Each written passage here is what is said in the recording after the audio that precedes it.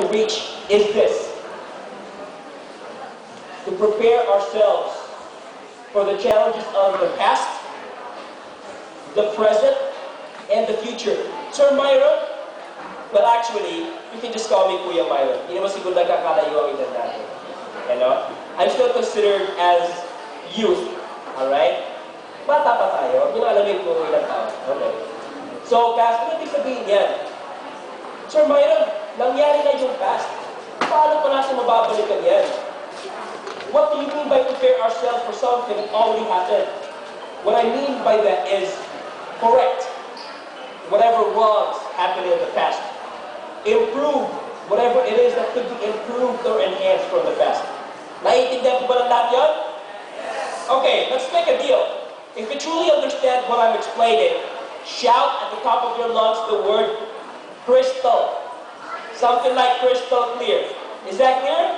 Crystal! Okay, there. And then if I say, just to commend you for your participation and to appreciate you confirming that you truly understand, pag sinabi ko tatlong bagsak, okay? Ano gagawin niyo? Alright. Sabayan lang natin ang stop, okay? 1, 2, 3. Alright. Dahil sinabi niyo nakakaiintindihan niyo so far ang in-explain ko dito, bigyan niyo ang sarili niyo na tatlong bagsak. Go! Okay, very good. Alright. Next. Now, guys, I know that this is one thing that you have been waiting for. Okay, upon knowing that this is our topic, the value of hard work or the essentials of good youth leadership. Naku, gusto ko matutunan kay Kuya Myron kung what are the characteristics, good at that make up a great youth leader. Okay? Whatever field you are in, business, politics, social entrepreneurship, society, school, academia, whatever it is. What are the aspects that make up a great youth leader? Now, I'm going to introduce them to you. And they are, guys, remember this. Actually, this presentation is something that I teach or share with all ages. Mapa-high school, mapa-college, mapa-professional. Baka sabihin sa akin, naku, Kuya Myron, o-overwhelm mo naman kami. High school pa lang kami, ang ipipresent mo sa amin, yung ipipresent mo sa mga adults, sa mga mas matatanda sa aming youth leaders. Guys, ibig sabihin lang yun that I'm not underestimating you. That I'm not looking down. Kahit ganyan kayo kabata, kahit ganyan kayo ka-inexperienced, I know that upon learning these things, you would be able to learn a lot. Okay? But don't worry, guys. Rest assured, I will be able to explain everything in a language that both of us can understand.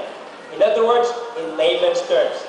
Now, the reason why I requested microphones is so if you have any questions in between, you can feel free to ask me. Okay? Maganda ba yan? Parang inaantok pa rin nata, parang hindi pa buhay. Maganda ba yan? Okay, very good. Guys, first, always remember the acronym KSA. What does KSA stand for? Knowledge. Okay? To be a great leader, you have to know first. Dito muna. Next, S. What does it stand for? Skills. Kasi, if you know, but you're not capable of, then your efforts will be futile. Correct? So, you know, and then let's use hand gestures to represent skills. And you can. And last but not least, bakit kaya meron mga Adolf Hitler sa history? Bakit kaya meron mga Benito Mussolini sa history? Diba? They know and they can. They're intellectual. They're one of the smartest people. Bakit kaya ganun yung klaseng legacy ang iniwan nila sa kanilang society? Kasi may isang aspect that they're missing out on. You may know, yes, good for you. You may be able to do, wow, excellent. But the thing is, the question is, do you have the personality? Do you have the right attitude to be a great leader? So wag nating kaliligtaan ang letter A. Attitude. Okay? Those people, They may be knowledgeable, they may be skillful, but because they lacked attitude, they ended up with such tragic moments in their lives. You guys agree with me on that?